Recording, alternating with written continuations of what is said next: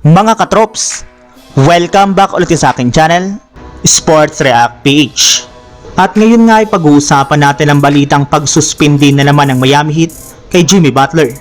Pag-uusapan na rin nga natin dito sa ating panibagong video, ang balitang umangat na nga po agad ang Los Angeles Lakers sa standings ng Western Conference matapos nga po silang manalo laban sa Boston Celtics.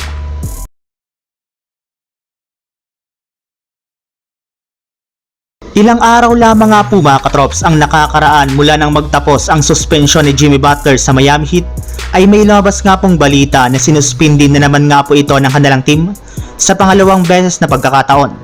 And this time nga po mga katrops ay sinuspindi nga po nila siya ng 2 laro matapos siyang hindi makasama sa kanilang flight papunta sa Milwaukee. Kaya dahil nga po sa nangyaring ito ay madadagdagan na naman nga po ang mawawalang pera ni Jimmy Butler sa kanyang sweldo na umabot na ng mahigit sa $2.4 million simula nang masuspindi siya ng 7 games ng mga nagdaang linggo. As of now nga po mga katrops ay nagmamatigasan ang kampo ni Jimmy Butler at ang front office ng Miami Heat dahil kahit gaano man nga po kagusto na ni Butler na umalis sa kanilang team ay wala pa rin naman nga po silang ginagawang trade. Kaya upang mapasunod nga po ni Pat Riley ang kanilang superstar ay wala na nga po silang ibang choice kundi gipitin na lamang ito sa pamamagitan ng pagsuspindi sa kanya ng walang sweldo. Samantala, punta naman tayo sa ating sunod na pag-uusapan sa balitang umangat na nga po agad ang Los Angeles Lakers sa standings ng Western Conference matapos silang manalo laban sa Boston Celtics.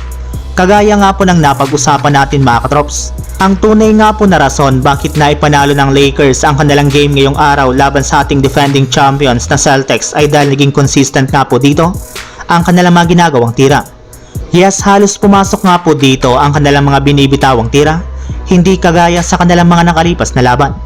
Bukod rin nga po dyan ay mismong si Coach JJ Redick na rin naman nga po ang nagsabi na napakaganda nga na po ng ipinakita nila ditong depensa sa perimeter man yan at ilalim ng basket, kaya nila napigilan ang Celtics na makapag-comeback sa second half ng kanilang laban.